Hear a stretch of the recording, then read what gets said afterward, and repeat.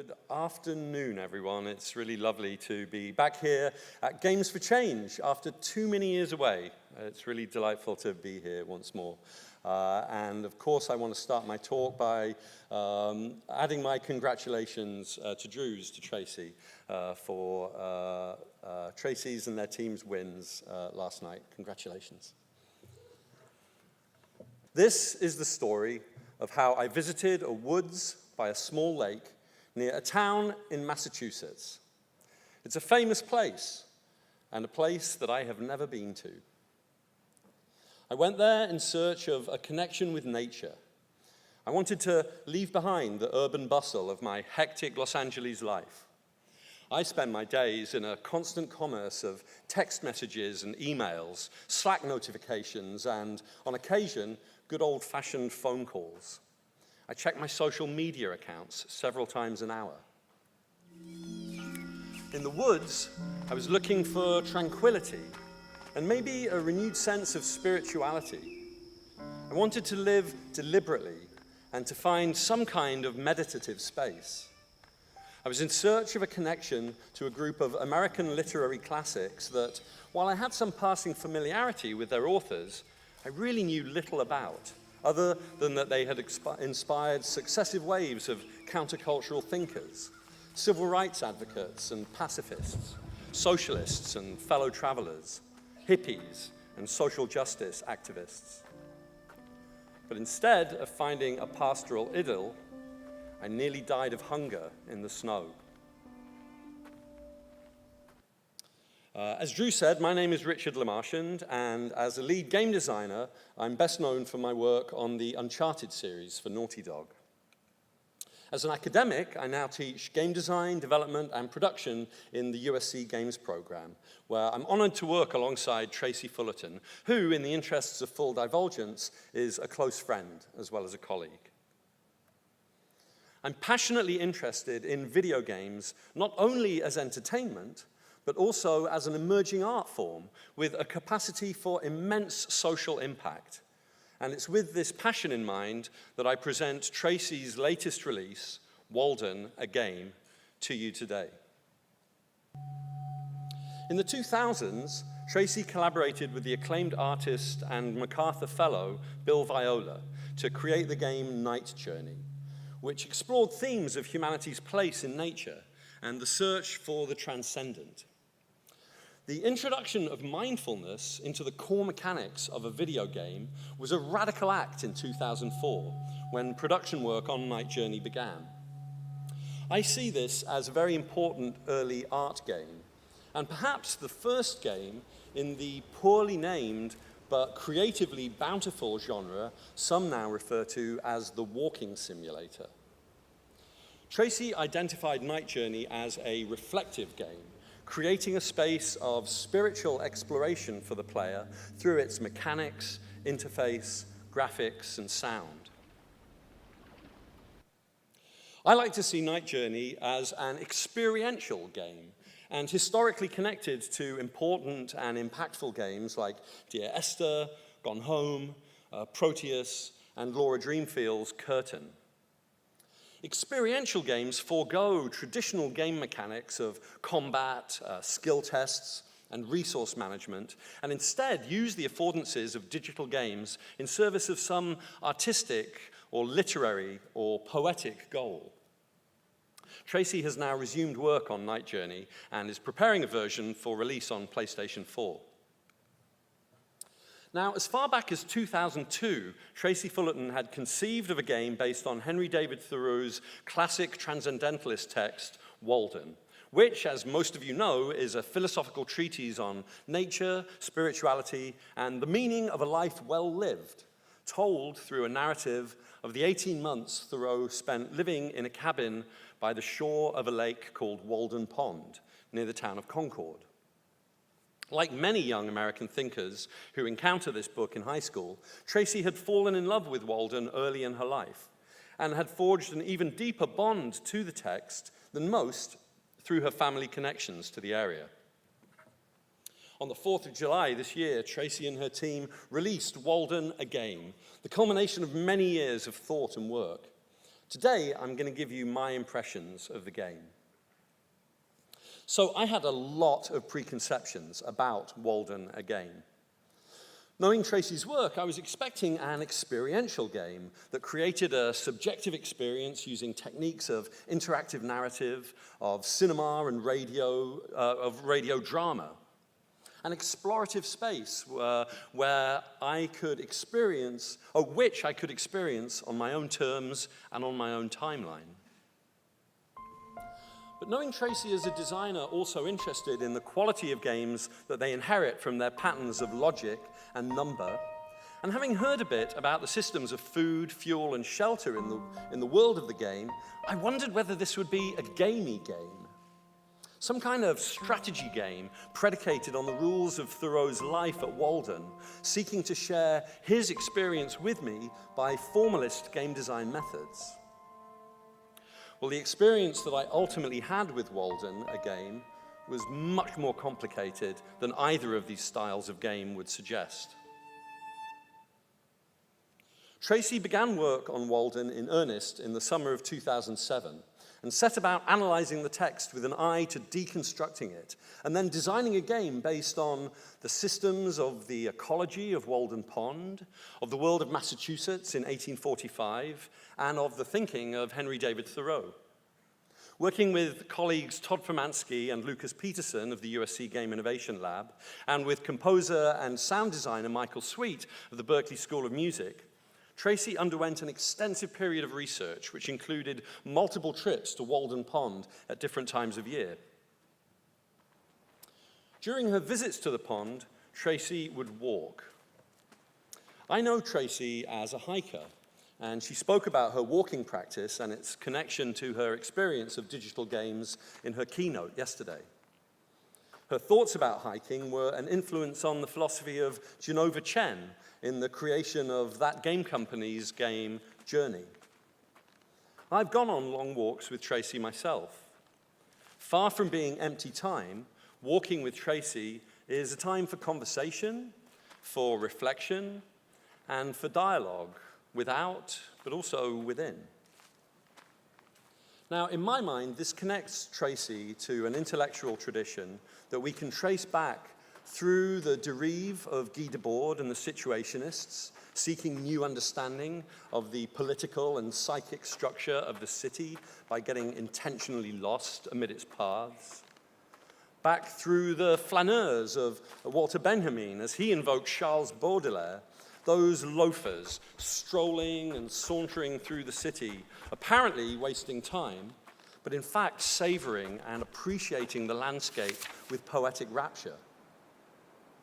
Maybe back to ancient routes of pilgrimage, like the Camino de Santiago across northern Spain, or to any walk of spiritual reflection and dedication. The trek to Mecca, the journey to the West. Any player approaching Tracy's game must be ready to walk. The player takes on the role of Thoreau, and Thoreau was a walker.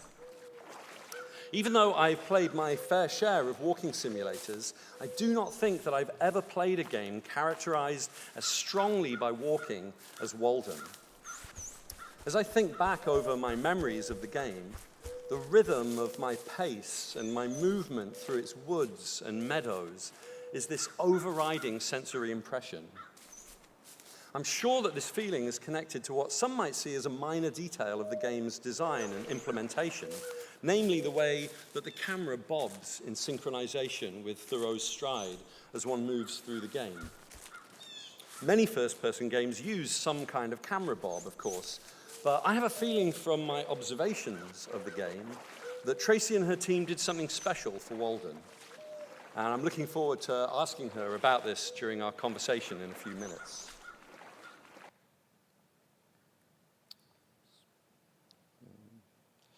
I walked between my cabin and the bean patch where I would ultimately and accidentally allow all but 4 of my bean plants to wither and die. I walked to the house of my friend, my mentor, and my fellow transcendentalist, Ralph Waldo Emerson.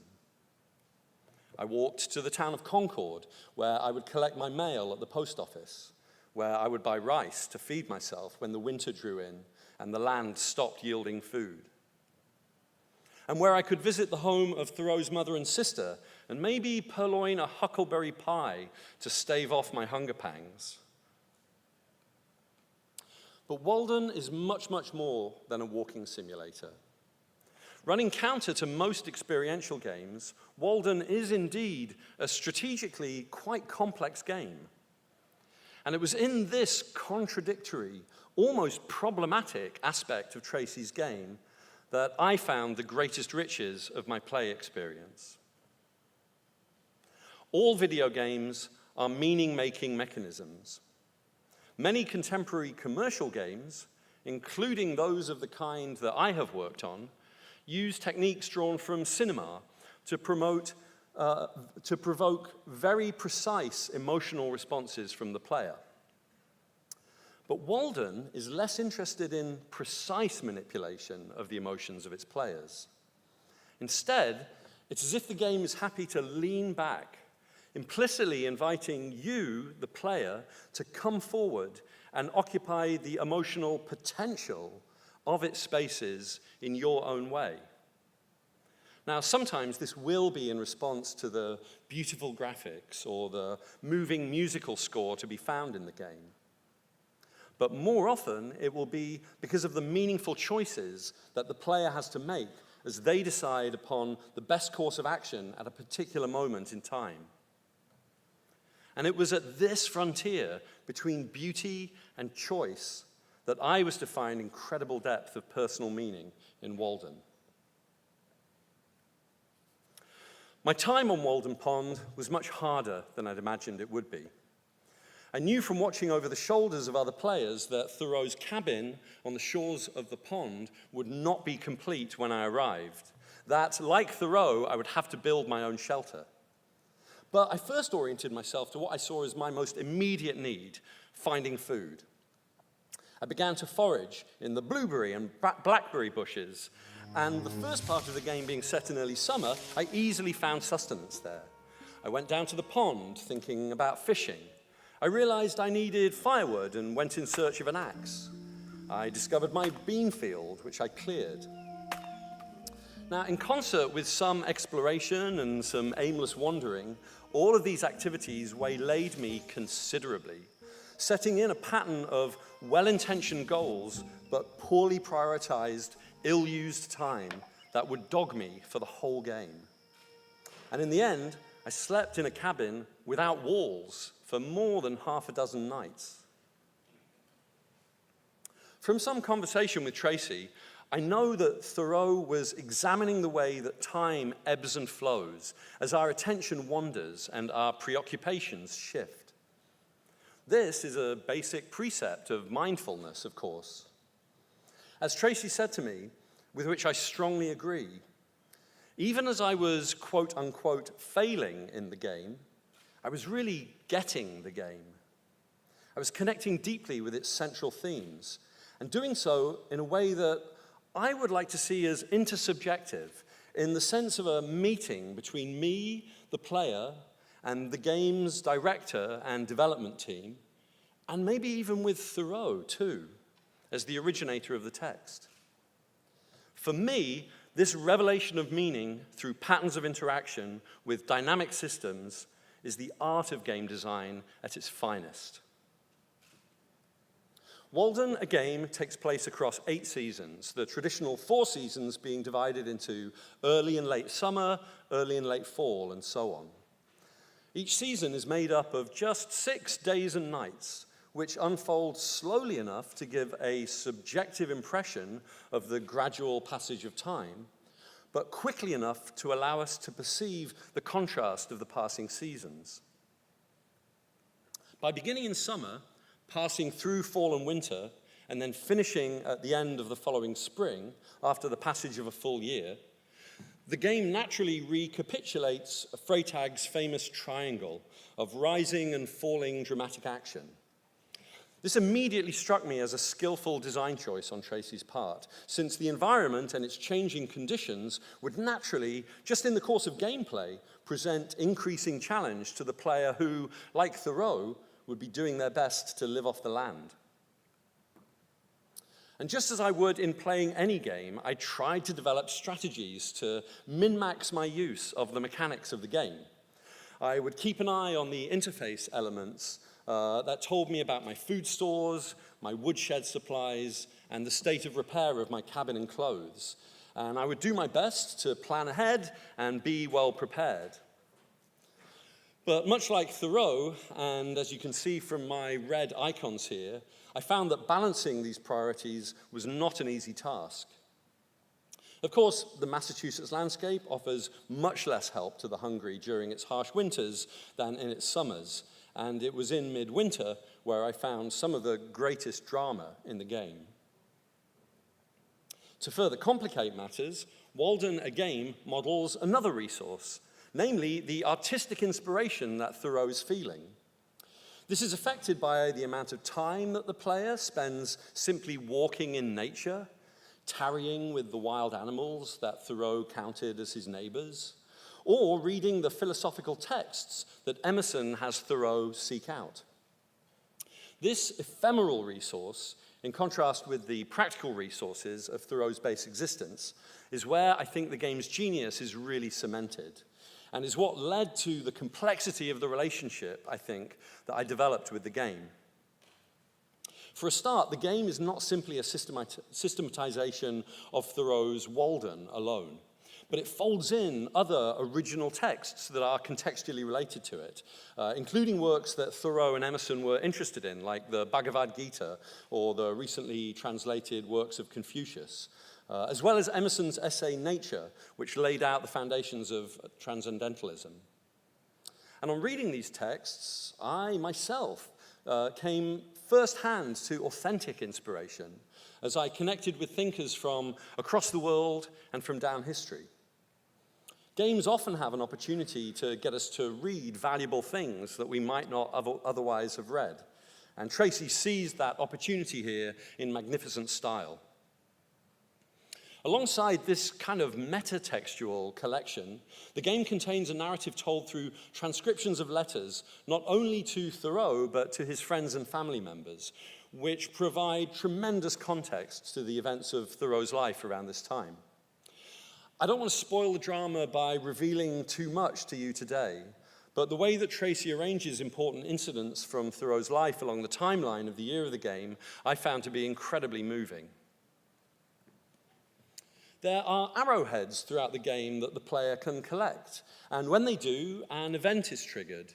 Usually a short piece of spoken dialogue quoting Thoreau, who is expertly acted by Emil Hirsch, probably best known for his roles in Milk and Into the Wild. Hirsch handles the subject matter here with confidence and grace, and he's complemented by the other actors who round out the cast, including Jim Cummings as Emerson and Misty Lee as Sophia, Thoreau's sister. And then the dialogue that you hear is recorded in Thoreau's journal, building up a textual record of the experiences that the player can review at the end of each day. In addition, Thoreau's journal also contains a map of the area that plays this really invaluable role in keeping the player oriented towards the opportunities at hand. As the game enters the second half of its year, a narrative strand emerges in letters from the educator, writer, and social reformer Amos Bronson Alcott about Thoreau's role in the Underground Railroad, helping escaped slaves make their way to Canada. I was glad for the inclusion of this historical aspect of Thoreau's world, and I think that it is the most important design inclusion that Tracy made. It came as a welcome reminder to me regarding both Thoreau's privilege and my privilege, and it oriented me to a history of injustice and oppression that is still unfolding.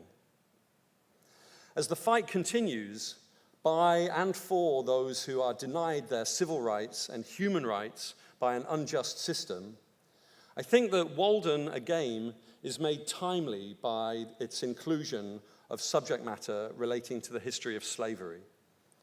I hope that the game will make a positive contribution to the ongoing conversation about how we must continue to work for justice and equality. There's much more I could tell you about my time on Walden Pond as experienced through this game, about my newfound knowledge of and appreciation for the plants and animals of the northeastern United States. Whoops. About the richness of the relationships I developed with the characters in the game, even though I only knew most of them by their letters and voices. About how obsessed I became with paying off Thoreau's unpaid poll tax bill, and the feelings of both poverty and resentment that this inspired. About how I relished my job as a surveyor of the woods around the pond, but my growing unease as I realized the environmental destruction that my work was making possible. About the experience of endlessly waiting, like countless writers before me, for a payment I'd been promised in return for an article, a payment that would solve my serious financial problems. And about a moment that I had, skating on the pond at night, in the dead of winter, my cabin in disarray, my clothes in tatters, but with the heavens spangled above me as I soared across the ice. I hope that in telling you about my experiences, I haven't given you an impression of a game that is punishing or too difficult.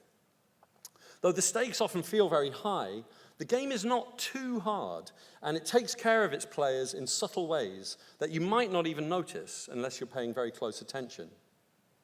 The game wants you to have a rich and complex experience of the systems of Thoreau's world, which is, at base, our world. But it doesn't want to punish you or frustrate you to a point bereft of any meaning but annoyance. I think that because of the mechanisms that Tracy and her team have built into Walden, a game, a player who approaches it will feel welcome and will eventually develop a deep bond of trust with its designers. That trust has been hard-earned by the years of effort that have gone into this game. And it's no empty hyperbole when I say that Walden, a game, is a unique artifact and deserving of all of the positive critical reception that they've received in the press, as well as their awards last night, and as well as of the history-making NEA and NEH grants awarded to the team, the first of their kind for a digital game. Thoreau was interested in slowing the pace of his life so as to create an opportunity to see the world and himself in new ways. He wanted to find new balance between the hardness, the meanness of that life can contain, and the sublime experiences that it can also offer.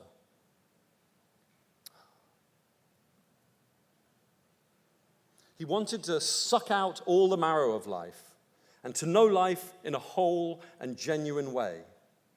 And above all, he wanted to give a true account of life. In my experience of Walden, a game, Tracy and her collaborators connected me in a profound and extended way to a set of ideas that are as important today as they were in 1845.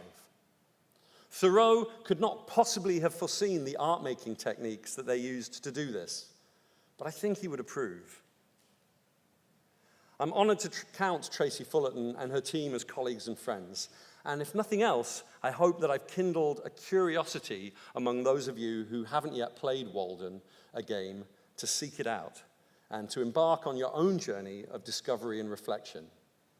I feel sure that you will find a richness and a balance within it that you will carry back into your lives. So thank you, Tracy, and thank you all for your time.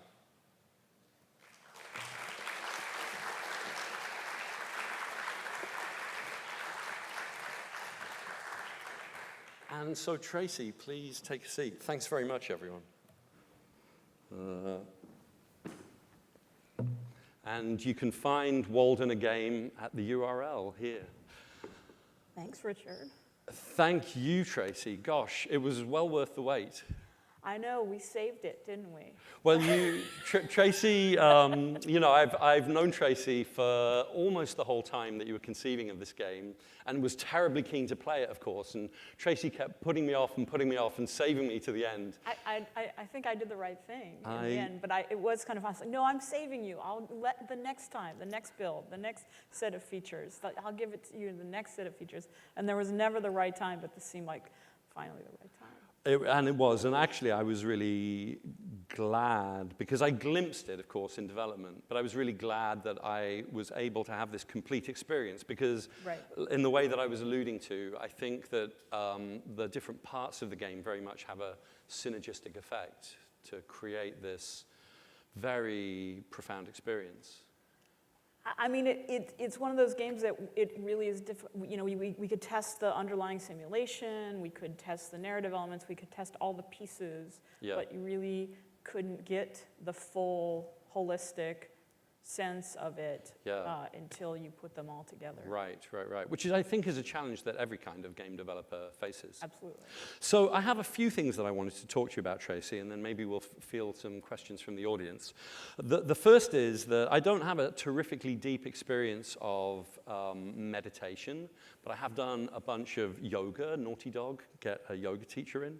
And so can you tell me just a little bit about your game in the context of mindfulness? Because it does seem very much like a moving meditation to me. Well, let me just confess that I'm just a person who has trouble with sitting still. So, you know, Thoreau talks a lot about walking and working and walking. He walked 4 hours a day and read and wrote during a lot of the rest of the days. And I also, you know, people have always said to me, oh, you need to meditate, it's going to be great. But I find that walking is my best meditation. And there's a kind of embodied sense of mindfulness and reflection that makes that work for me, you know? So I think that I was trying not to necessarily make a meditation game, but a mindful walking game, which is something that I relate more deeply to. Yeah. And I think, you know, there are a bunch of tells, aren't there? The way that this was a time when the Western literary canon was really closed off from the literary works of the rest of the world, and people like Thoreau and Emerson were just beginning to make inroads into this greater body of international knowledge and wisdom. Absolutely. I mean, and they were deeply inspired by these new texts, these translations, the availability of these texts. So I am interested in the way that small details in a game design can have a big impact on the way that we derive meaning from a game. And like I said, I'm particularly interested in your development of the head bobbing mechanics. I knew you were going to ask about that. So can you tell us a little bit about what that was like? Because I'm sure many people here have, like, you know, developed their own head bobbing systems. Maybe we can nerdily compare notes, if you'll indulge me just for a second. Well, you know, it's a funny thing with a head bob, right? Because if you search it online, one of the first things you'll see is people going, well, how do I do a good head bob? And then, like, underneath it in the comments, they'll say, don't. Right. You know, don't do it. I just, you know, the best kind are the kinds you can turn off, right? And why do you think that is? Well, I think that you know, some people find them annoying, and then I think if they're done ill, if they're not done well, they can make you nauseous. You know, so depending on, you know, how you orient the you know, are you doing like this, or, you know, are you trying to do any kind of pitch? Pitch sometimes can make you nauseous. Yeah, sure. And interestingly enough, our head bob actually is an iteration on the head bob from Night Journey. And the Night Journey head bob was it was an attempt, although we toned it down, to replicate what we saw in the handheld photography of Bill Viola, which was one of the most beautiful things I'd ever seen. The way in which the camera seemed to, you know, have this, you felt the mind behind it.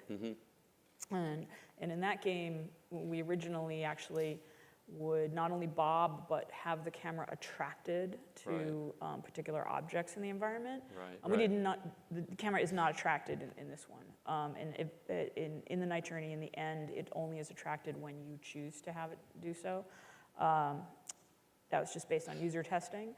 But in the end, the actual movement itself is not a bob, in fact, but it's a figure 8. Oh, really? So it's a sway. So it recapitulates the gait. Yes. I have a funny, my animated friends at Naughty Dog tell me I have a funny double bounce walk. Yeah.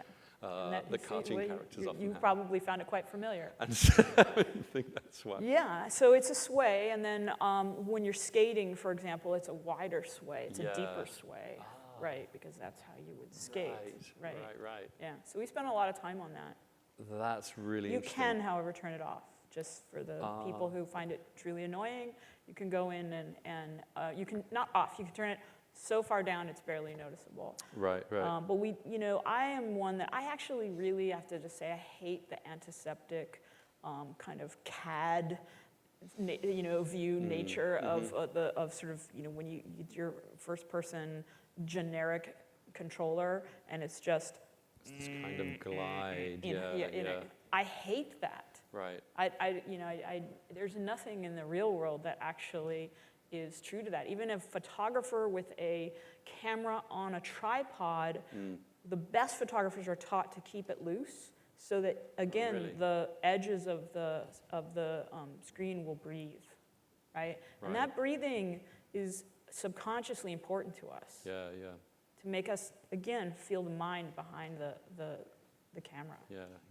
Well, it's just one of very many details that I noticed in the game that I really appreciated and that I really think bring it to life. Well, I'm glad because we've worked hard on those details. And thank you for letting me nerd out about it for a second. So what do you think about my connection of your game and my problematization of your game in the context of the so-called walking simulator? Is it, and going all the way back to Night Journey, is this something you accept? Is it something that you have thought about deliberately? How do you feel about this genre? I tend to not pay much attention to the sort of pejorative, discussions of things like walking simulators. In fact, I'm not particularly a person who's interested in genres at all. Of any kind. I like to have experiences on their own terms. And I understand, of course, and as we all do, that there are genres of gameplay. But within it, the things that interest me about a game is not its basic genre, but the nuances of its experience. Yeah. So, I know that, a lot of people use that term negatively.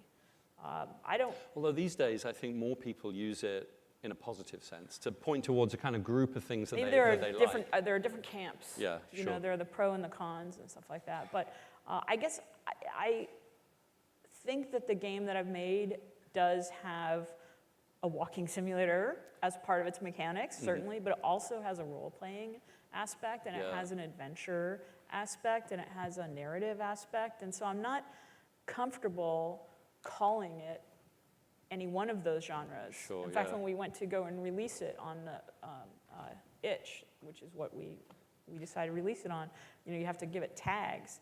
And we were all like, well, what do we call it? Right, yeah. What did you settle on? Oh, there's 10 of them, and so it was kind of like we all sort of voted. Right. I think we did use first person and atmospheric, and I forget some of the other ones. Yeah. Well, thank you for indulging me in that, because I think maybe it's because I came up reading the music press in the 80s in the UK, which was obsessed with genre and subgenres and sub-subgenres. And I do find that there is a kind of useful shorthand that you get from genre terms. Yes. At the same time, I agree with you that they can be limiting. Yes, and the thing is that, that is not it is not the most useful construct for understanding the game. You will do a lot of walking in the game. As you said, you walked everywhere, right? And sometimes you will walk to the most important discoveries. I mean, the way that the map is laid out, the most traversed road, which you kind of discovered between the cabin and the bean field and Emerson's in town, is not actually where you're going to find the most interesting animals and interesting specimens of trees and interesting moments. And there are many things to do there, and one can caretake a certain part of one's existence. But unless one ventures off to the farther regions of the pond, and by that I mean doing a lot of walking, you won't discover some of the more interesting thoughts that we've sort of put throughout the game, and you won't discover some of the rare animals, and you just won't have some of the rare vistas. And how, though, did you approach the problem associated with that, the design problem of hiding things too well? Because one could easily imagine, right, that might lead to some kind of paucity of experience. Yeah. So that's about testing, right? And so in the early builds of the game, we did a lot of capturing of data, and we were lucky enough to show at a lot of festivals. And so a lot of the early festivals, we were capturing, data for several days of hundreds and hundreds of players playing. We recently we had the last 6 months we had data for players at the Concord Museum. So we have just thousands and thousands of players, and we can see where they went, what they interacted with, what they inspected in the world, what they, any activities that they did in the world, and we know, what arrowheads they picked up, and we know, we basically know the sort of where people go and where they don't go. One of the things that really heartened me is looking at that 6 months of data, for example. There's no place in the game that people don't visit. Right. But they're not all as well tread, and that's exactly what we wanted. There's no place where you say, oh, no one ever found this, right? But maybe there are places where maybe only several people found it, and I think that's perfect. Yeah. I wanted to ask you about the arrowheads, again, in a kind of detail-oriented design spirit. But I noticed that we only have 5 minutes left, so I don't know if anyone we have 8 minutes. Oh, okay. Then, if you'll indulge me, so I think that the placement of collectibles is one of the great unsung. You did that in Uncharted, arts. didn't you? I have done it. Because I've collected your collectibles too. I worked on the treasure system in Uncharted, but I worked on a bunch of the secret missions in Jak 3 that were all to do with collectible placement. And I think a lot of game designers see this as kind of like grunt work or something, right? All you do is touch the collectible and collect it, and now you've got the collectible, and how much artistry could there be in there? And I think there's actually a lot, and I was very impressed by your placement of the arrowheads. So are there any first and foremost, the arrowheads, I was actually sort of hesitant to use them at first because they're actually in some, like for example, Psychonauts. And wasn't sure. But the thing is, and I was hesitant in my approach to them. I thought that this kind of sort of on-the-nose, very gamey mechanic might give the game a kind of on-the-nose, gamey feel. Exactly. But here's the thing. Thoreau was famous for finding arrowheads. There's this famous story of him, walking with his brother and sort of expounding on, and once, there was this ancient nation that lived here, and there stood, Tata, I can't say his name, Tatahawan, and there was his arrowhead, and he just pointed, and he didn't even know it, but there was an arrowhead, and everywhere he'd go, people would say, "Where do you find the arrowheads?" And he'd go, "Well, here's one," I think because he just looked very closely at things, so it just seemed natural, and we just couldn't not do it. There wasn't another metaphor. That really worked as well. So we wound up doing the arrowheads, which is a constraint in itself because it meant that everything had to be on the ground. Right, And in terms of placing them, they are placed using a system where they're not always there. They're there at the appropriate times of year, times of day. Right. For example, if there's a particular arrowhead that's talking about a particular day in a season when it's raining, it has to be on a day of that season when it's raining, right? So the way we make them work is by careful curation and essentially programming them to fit with the actual conditions of the world. That's very interesting. Shall we take a question? Sure. Or two? There's lots more I could ask you, but does anybody have a question? I've got a bunch more. I don't see any hands. Oh, there is a hand. I think that there are microphones here and here. Thank you so much. There's a gentleman right here. If you go up the stairs there, it's very hard for us he'll to meet see, you on the end, I'm sure. So yeah. His mic isn't hot. I think if you flip the switch on the microphone, and then I'm sure you'll be good.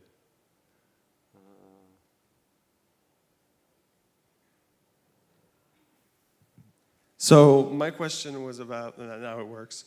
My question was about the UI, more specifically the indication for the wood that you've collected in your clothing, and how at certain times during the game it seems to really stand out, and sort of what the thought process was behind having it sort of not follow the I guess the brightness of the game, and having it sometimes be very visible and sometimes kind of more blend into the game. So it's really interesting. So one of the things that we originally wanted was for the majority of the game, if you were playing it within the boundaries of success, for it to have no UI, for it to not intervene between you and the experience. So if you have enough fuel or food or shelter, there will not be an indicator at all.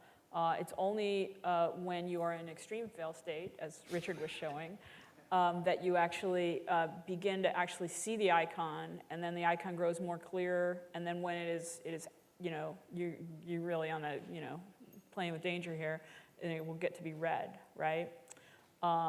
As you add to it, it will give you a flash, and then when it's full, it will flash green and then go away, right? So we didn't want this to be a grinding, I'm just like, I didn't want to level up there all the time, because that would be communicating the wrong way of thinking.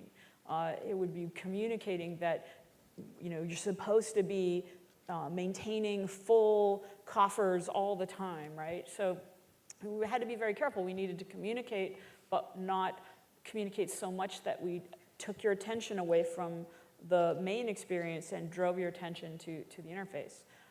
Also, when we originally built the game, we actually had indicators for the more ephemeral needs that you're seeking. Really? And we took them out. Yeah. Fairly early on, we took them out, but it just struck me as soon as they were on the screen. I was like, no, I can't tell you that you're needing this. You have to know that you're needing it. You have to actually sense that you hadn't read a book in a while, or you just had to actually, that had to let that be just more intuitive, but it creates some issues of understanding, I know. And to be clear, when your inspiration levels are low, the view of the world becomes desaturated, doesn't it? The world becomes increasingly desaturated.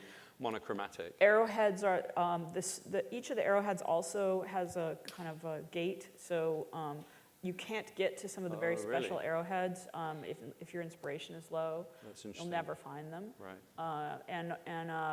So that was kind of a consideration as well. Thanks for your great question. We have a minute and a half left. If anybody else has one more question. Yes. I'm just curious. I'll talk loud. I'm just curious I'll talk quieter. If you have explored the difference that the game sort of meaning, the impact of the game on people that have or have not read Walden or Thoreau or. It's a great question, because there's a lot of people who have not, especially young people, right? And in fact, since I only have a minute to answer, I'm just going to give you an anecdote from one of my favorite Let's Play YouTube videos that's out there. It's called The Most Interesting Boring Game Ever Plus Fishing. And it's this kid from Canada who's never heard of Thoreau. And he starts his video by saying, you know, I think this game actually may be about a real person. I looked them up on Wikipedia, and it seems like it could be a real person. So let's play this game. I got it because I love fishing. So, and my dream has always been, and I kid you not, this kid's never heard of Thoreau. My dream has always been to go and build a cabin next to a lake and live off the land and fish. And it seems like this is a great game for me, right? And so he goes in and he's building his cabin, and then he starts fishing, and he knows the name of every fish. He knows all the animals. He knows, oh, I know, he knows the trees, the fish come out, and he's like, oh, it's a shiner. Oh, that's a yellow perch. Oh, that's a walleye, right? The guy knows everything. He is a little Thoreau, right? And he's never heard of Thoreau. And at a certain point, he's playing, and he goes, I think I'm going to have to play this game by myself. So bye, guys. So there you go. That's just an anecdote. I think that's a really lovely note to end on. I hope that you will all go and play this game by yourselves or with your friends and family members if you haven't. Thank you so much, Tracy, for your work on this game. Thank you, Drew, for making this possible. Thanks, folks. Thanks, everybody.